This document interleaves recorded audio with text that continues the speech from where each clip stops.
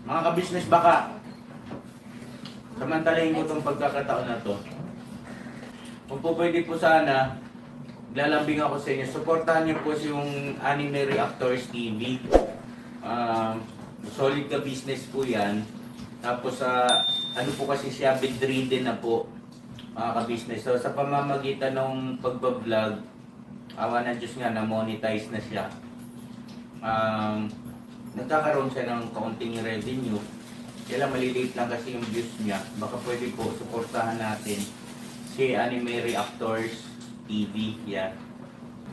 Pero bedridden na po siya. Kaya mapapansin nyo yung at least na mukha niya, pinapakita niya. Cartoon character. Suportahan po natin yan, Anime Reactors TV.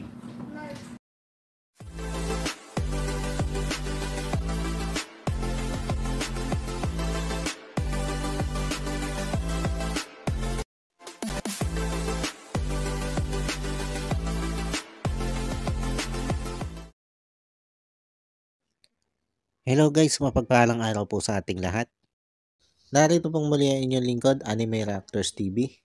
At sa mga hindi pa po nakaka-subscribe dyan sa aking munting channel, ay baka pwede naman pong makipindot na po na subscribe button. At makilike and share na rin po ng aking mga video. At patuloy din po natin suportahan ang Mag-amang Ka-Business Official at Papa Dins TV. At ganun din po yung kanilang second YouTube channel na Ka-Business Family.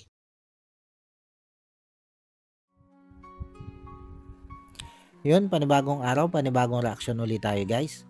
At for today's video po ay gawan po natin ng reaction. Itong mga naging pakayag nito si Kuya Jonathan dito sa isang upload video nito si Thinking Body. Na kung saan niya po ay pumunta dito si Kuya Jonathan kay La Thinking Body. Na kung saan ay nanghihingi siya ng tulong dito kay Thinking Body. Dahil di umano ay pinabayana na daw sila nitong sila ka-business. At hindi na nga daw sila tinutulungan nitong sila ka-business. At ayon din po dito kay Kuya Jonathan ay may 2 linggo na nga daw po silang mag-ina na dito sa lansangan na natutulog. Dahil umalis na nga daw po sila dun sa bahay na kanilang tinutuluyan na kung saan ay inuupahan ni ka-business. Ito po yung bahay ni Ate Mayra na kaibigan din ito si Kuya Jonathan. At ang dahilan nito si Kuya Jonathan kung bakit sila umalis doon sa bahay na inuupahan nila ka-business para sa kanila ay kasi daw ay hindi na pumupunta doon sila ka-business at due date na nga daw ay hindi pa nagbabayad itong sila ka-business ng upa sa bahay. Pero ayon din po dito kay Kuya Jonathan ay 24 pa yung due date ng bayaran ng bahay. 23 pa lang ay umalis na sila dito. At hindi na sila nga bumalik. Doon na nga daw po sila sa lansangan tumulog o doon na lang sila tumira. Kumbaga, wala pa yung due date ng bayaran sa bahay ay umalis na sila doon. Inunahan na agad nila ng desisyon. Na kung tutuusin, ay tama naman ito si Thinking Body. Na doon sa inuupahang bahay na yun ni ka-business para dito kay Kuya Jonathan ay may advance deposit yun na kung sakasakali na hindi agad makapagbayad dito sila ka-business ng upa sa buwan na yon ay magagamit nila yung i-deposit nila doon. Kumbaga bayad pa rin sila sa buwan na yon. Kaya lang ito si Kuya Jonathan ay naging advance ang isip. Kaya lang yung pagiging advance ng kanyang kaisipan ay negatibo. Kumbaga pinangunahan na agad niya ng desisyon mismo yung may bahay o yung may-ari ng paupahan. Hindi pa nga sila pinapaalis, hindi pa nga sila pinapalayas, ay kusa na silang lumayas, kusa na silang umalis, at doon na nga lang sa lansangan sila natulog. Tapos sabi niya, nung nasa lansangan na sila nakatira, ay pumunta daw siya dito kay ka-business. At sinabi niya, na may 2 linggo na nga sila na doon sa lansangan tumitira. Dahil umalis na nga daw sila doon sa bahay dahil hindi na nga nakakaupa. Kaya sabi daw ni ka-business sa kanya ay magaling. Palakpakan natin si Kuya Jonathan. At desisyon mo yan, kaya bahala ka. Yun daw yung naging tugon sa kanya nito si Ka-Business. Na sa tingin ko, kung totoong sinabi ito ni Ka-Business sa kanya, ay sa palagay ko'y gustong turuan nitong si Ka-Business ng aral itong si Kuya Jonathan dahil nga doon sa pagdidesisyon nito ng pabigla-bigla nang wala sa lugar. Hindi lang kasi isang beses guys na itong si Kuya Jonathan ay nagdidesisyon ng pabigla-bigla nang wala sa lugar. Kaya para sa akin kung talagang sinabi yun ni Ka-Business, ay ang masasabi ko lang ay good job Ka-Business. Dahil matagal na matagal ko lang hinihintay na ganyanin mo yan sila Kuya Jonathan o yan si Kuya Jonathan.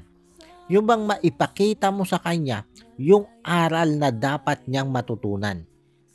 Yun bang maramdaman niya na may hangganan din yung pinapakita niyong kabaitan sa kanila. Kung tutuusin, dapat matagal mo nang ginawa yan sa kanila. Para maging aral sa kanya na dapat ay hindi siya magpabigla-bigla ng desisyon. Tulad nga nitong bigla na naman nilang pag-alis dito sa tinutuluyan nilang bahay. Nang hindi naman sila pinapaalis. Nang wala naman sa kanilang nagpapaalis.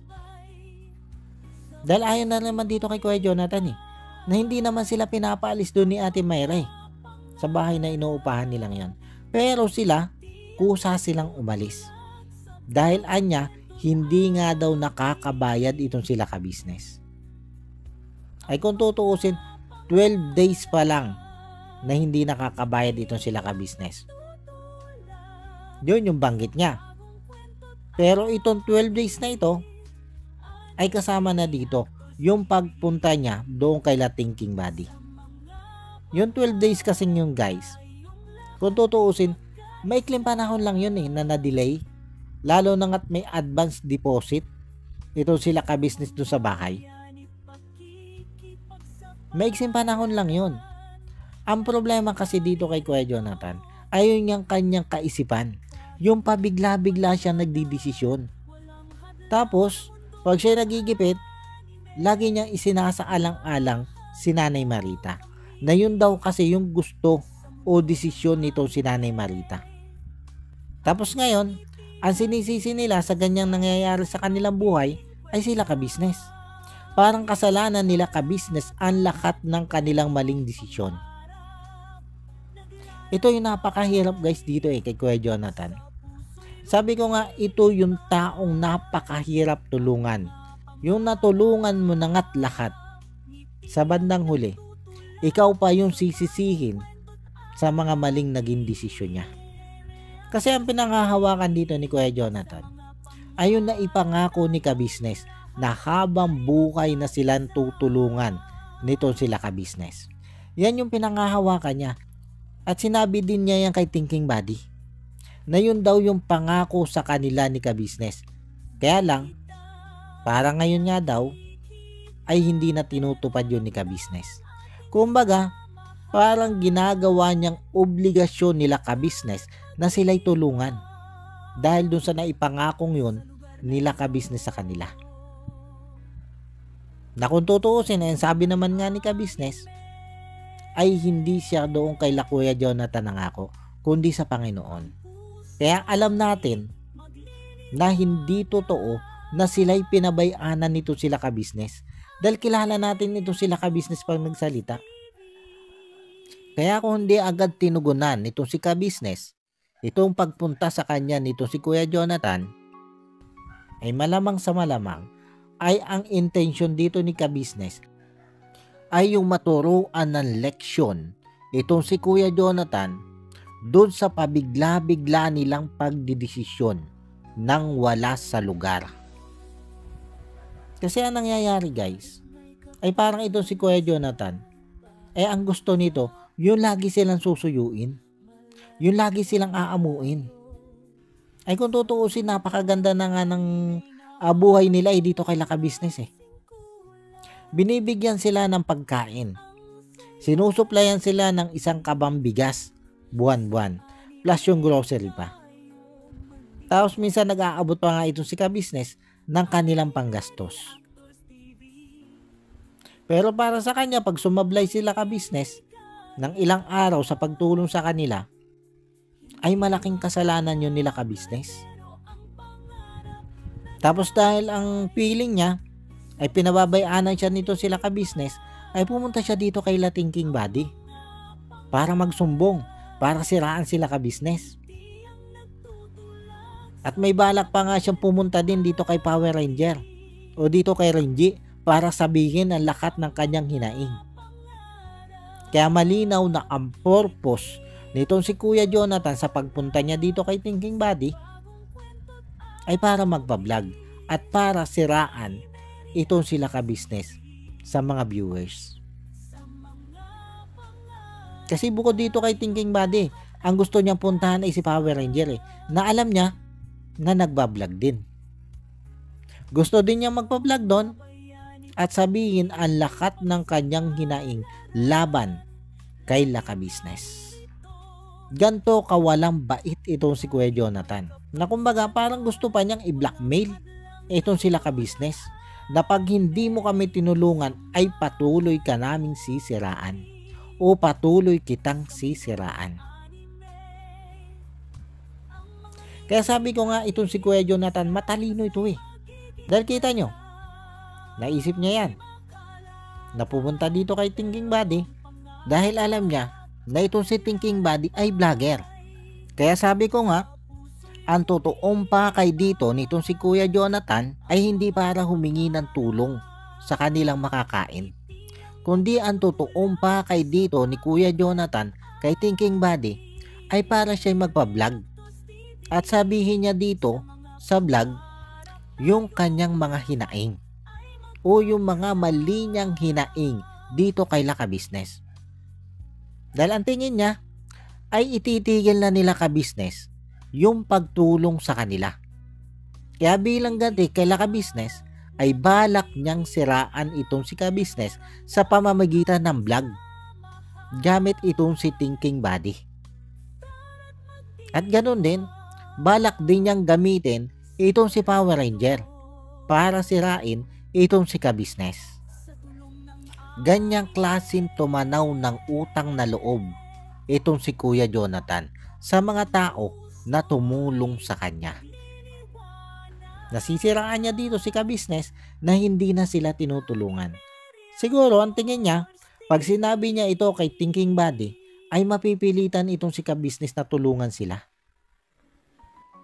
Alam nyo guys, habang pinapanood ko itong vlog ni Thinking Buddy ito kay Kuya Jonathan, ay natatawa na lang ako na sobra akong naiinis. Natatawa ako dahil sa mga pinagsasasabi nitong si Kuya Jonathan na tila ba gusto niyang obligahin itong si ka-business na tuloy-tuloy silang tulungan sa pamamagitan nga nitong gagawin niyang pamba-blackmail dito kay ka-business gamit ang vlog ni Thinking Buddy. At naiinis ako dahil dito nga sa ginagawang pag-uugali nitong si Kuya Jonathan na matapos na nga siyang tulungan nito sila ka-business ay ito pa yung balak niyang iganti kay Laka Business, ang siraan sila ka-business. Naiinis ako, inis ako dito kay Kuya Jonathan, kaya lang napapangunahan ako ng pangunawa At sabi ko nga, kung matinulang itong si Kuya Jonathan, ay masasabi kong napakawalang kwentang tao nito. Wala siyang utang na loob doon sa mga taong tumutulong sa kanya.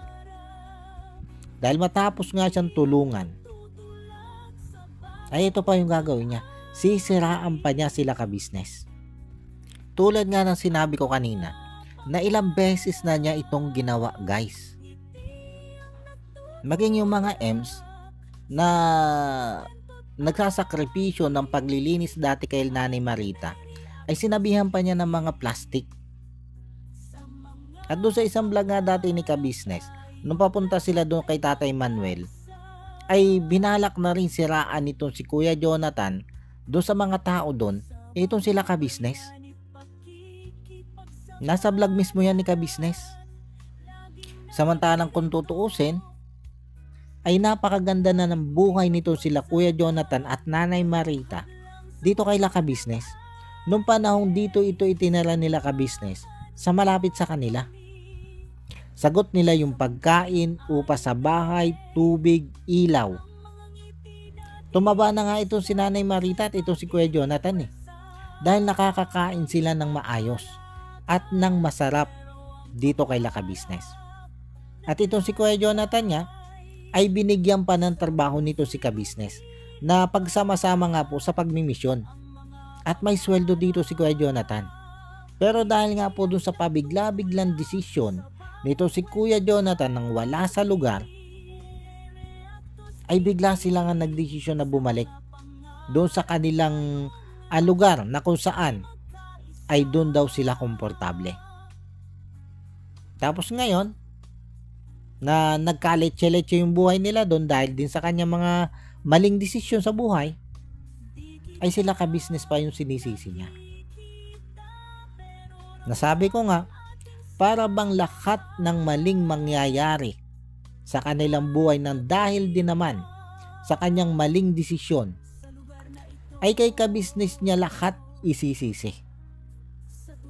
Tapos, pati yung sinabi sa kanya ni ka-business, na yung pagtulong sa kanila ni ka-business ay hindi obligasyon ni ka-business. Kumbaga, kusang loob yun nila ka-business, hindi obligasyon. Na yung pala, yung sinabi pa lang yun ni ka-business sa kanya, ay dinadamdam niya. Para sa kanya, mali na sinabi sa kanila ni ka-business yun. Dahil ang iginigit nga niya, ay may ipinangako itong si ka-business na habang buhay silang tutulungan nito.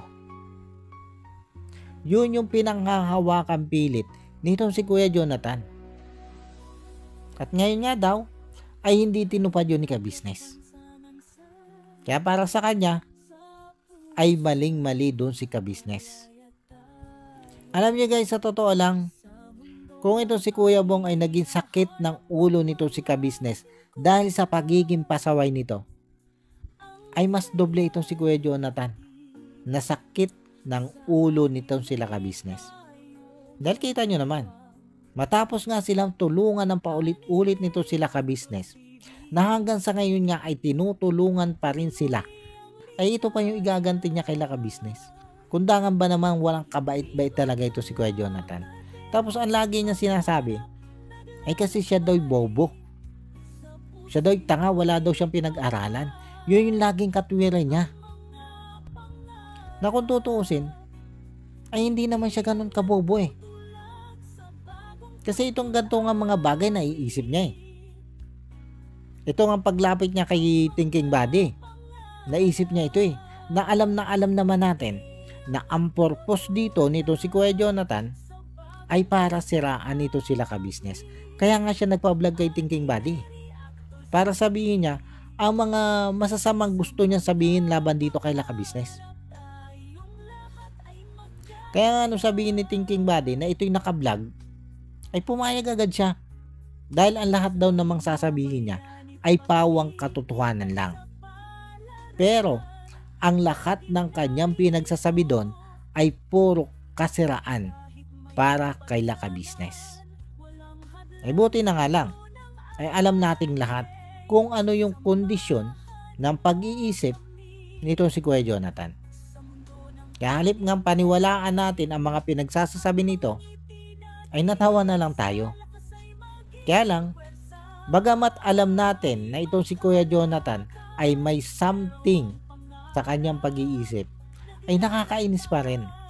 Nakakainis pa rin na halip na magpasalamat siya dito kay ka-business na naging tulong sa kanila, ay ito pa yung ganti niya.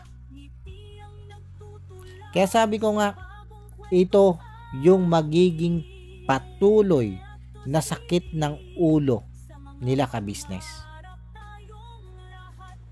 Dahil katulad nga nito, hindi lang sila napuntahan ng ilang araw,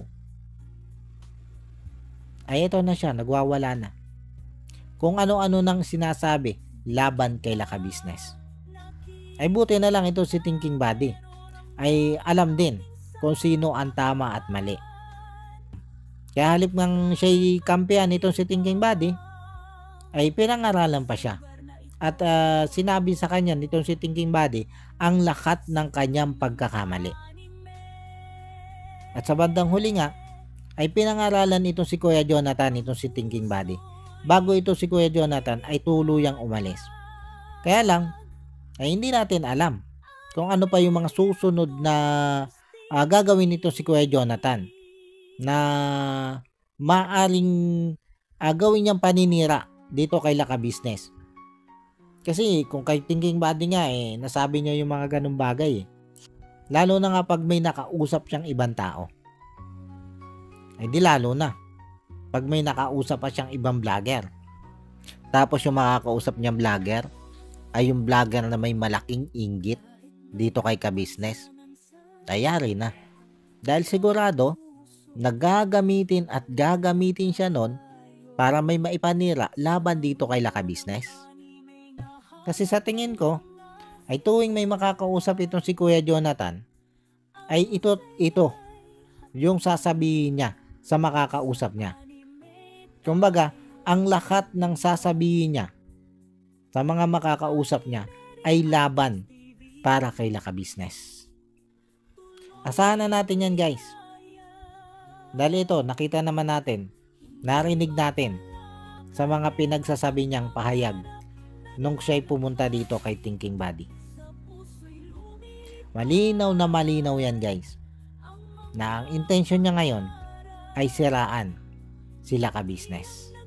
At dito ay hindi pa natin alam kung ano yung magiging hakbangin nila Ka-Business patungkol sa usaping ito. Pero malamang sa malamang ay pagluwag na yung kanilang schedule, pagluwag na sila sa oras, ay pupuntahan pa rin nila itong sila Kuya Jonathan at itong si Nanay Marita kung saan man ito nandoon. Dahil alam naman natin, kilala naman natin ito sila Ka-Business na ito ay hindi nito matitiis ang kalagayan nito mag-inang ito. Kahit pa nga ganito kabalibat ang utak nito si Kuya Jonathan. Ika nga ni Ka-Business ay hindi naman siya dito sa mag-inang ito nangakunay, kundi sa ating mahal na Panginoon. At yung pangakong yon ni Ka-Business sa ating Panginoon ang hindi niya bibitawan dito. Kaya kahit ano pang gawing paninira nitong si Kuya Jonathan laban dito kay Laka Business, hindi ito bibitawan ni Laka Business. Yun yung tingin ko dito, guys. Ito si Kuya Jonathan, sa tingin ko hindi na ito matututo Kaya mas maganda talaga dito yung mailagak sa isang shelter na talagang tututok sa kanila mag-ina ng pangangalaga. Dahil kung ang gagawin lang nila Ka-Business ay tutulungan lang ito ng tutulungan ng papaganito, walang mangyayari yan. Magiging patuloy na sakit lang na ng ulo nito sila Ka-Business. Habang buhay na yung magiging sakit ng ulo nito sila Ka-Business pag hindi yan na ilagak sa isang shelter. Kasi sa ugali pa lang ni Kuya Jonathan, ay nako, napakahirap niyang pakitunguhan, napakahirap niyang itono. Dahil ikaw na nga yung tumulong, ay sa bandang huli, ikaw pa yung magiging masama. Paano, guys, hanggang dito na lang muna ulit po. At sana po nagustuhan nyo itong aking reaction video na ito. At muli po ay maraming salamat po sa patuloy pong sumusuporta at sa wala pong sawang nanonood sa aking mga ina-upload na video. At muli po ay sa mga hindi pa po nakaka-subscribe dyan sa aking munting channel, ay baka naman po pwedeng makipindot na po ng subscribe button at maki-like and share na rin po ng aking mga video. At yun, bago po tayo tuluyang magtapos, ay gusto ko lang pong i-shout out itong sila Ma'am Nerissa ng New Jersey. Shout out po sa inyo, ma'am, at maraming salamat po sa patuloy nyo pong pag-suporta at sa wala nyo pong sawang panonood sa aking mga na-upload na video. At ganon din po dito kay Ma'am Elena Capillo. Ma'am, maraming salamat din po sa inyo sa patuloy nyo pong pagsuporta at sa wala nyo pong sawang panonood sa aking mga video. At maraming salamat din po ma'am sa lagi niyo pong pagpapadala sa akin ng blessing. Maraming salamat po ma'am. At shoutout din po dito sa aking mga kasamang reaktor na sila Ma'am Fleurs Channel, MK Inday Okray, Annalisa Reality Vlog, Alminda Mix Vlog, Taong Gala, Kalingap Turak, at Katangay PLC. Shoutout po sa inyo. At yun muli po ay maraming salamat po. And God bless po sa inyong lahat. Anime Reactors, shoutout po. Suportahan natin yan si Anime Reactors TV. Yan, pakisupport po natin. Siya po ay isang bedridden na mga ka-business. Check nyo po yung kanyang YouTube channel, Anime Reactors TV. Siya po siyang bedridden na, ayan, kahit papano nakakagawa-gawa siya ng mga reaction video patungkol sa ka-business official. Suportahan po natin para kahit papano magkaroon siya ng revenue. May magamit siya sa pambili-bili man lang ng gamot, ano po mga ka-business.